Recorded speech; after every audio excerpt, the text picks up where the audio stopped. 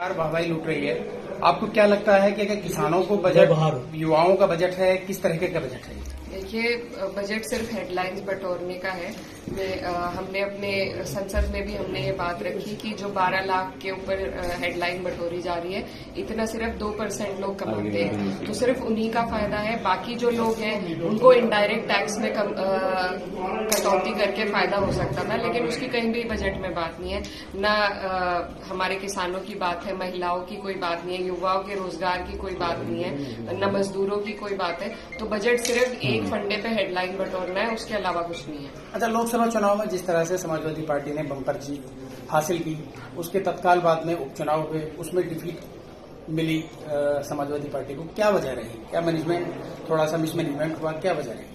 देखिए, लोकतंत्र है वैसे तो, लेकिन जो उपचुनाव हुए हैं उसमें तंत्र से चुनाव जीते गए हैं, उसमें जनता का कोई वो नहीं रहा है। कई ऐसी सीटें हैं हमारी जहां पर भाजपा नहीं जीत सकती थी, किसी भी वजह से कभी भी नहीं जीत सकती, लेकिन वहां पर भी वो चुनाव जीते हैं। तो जिस तरीके से लोकतंत्र की धज्जियां उड़ाई जा रही है वो सबके सामने है। इलेक्शन कमीशन जिस तरीके से अनदेखी कर रहा है वो भी सबके सामने है। तो ये जो बाई इलेक्शन है ये सरकार के होते हैं और उन्हीं के दबाव में प्रशासन ने, सभी लोगों ने मिलकर उनकी झोली में ये 9 सीट डाल दी है, जो कभी से कभी भी उन्हें नहीं मिल सकती। अच्छा, वेस्ट यूपी गन्ना बेल्ट कही जाती है और इस बार जो दाम है, समर्थन मूल्य है, उसको नहीं बढ़ाया गया है।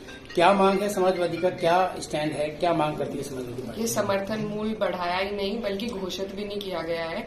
हमारी मांग ये है कि पिछली बार से ज्यादा बढ़ाकर की जाए। कई चुनाव में कई जगहों पर ये भी वादे किए गए कि 400 पार सीटें होंगी तो 400 पार ही गन्ने का दाम होगा।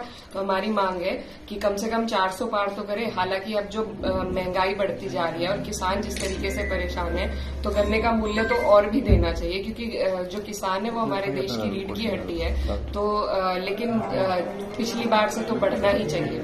मैडम, कुंभ मेले में जिस तरीके से गवर्नमेंट ने 50 करोड़ का अपना ये डेटा उनके पास है कि 50 करोड़ वहां पहुंचे हैं शरणार्थी, लेकिन ट्रेजेडीज जो हुई हैं, जो कैजुअलिटीज हुई हैं, उसको लेके कोई स्पष्ट बात नहीं हुई है। और हाउस में, सदन में इस बात को लेके कोई चर्चा का कुछ प्लान है, क्या है, कैसे रहे? जी, हुई है इस पर चर्चा।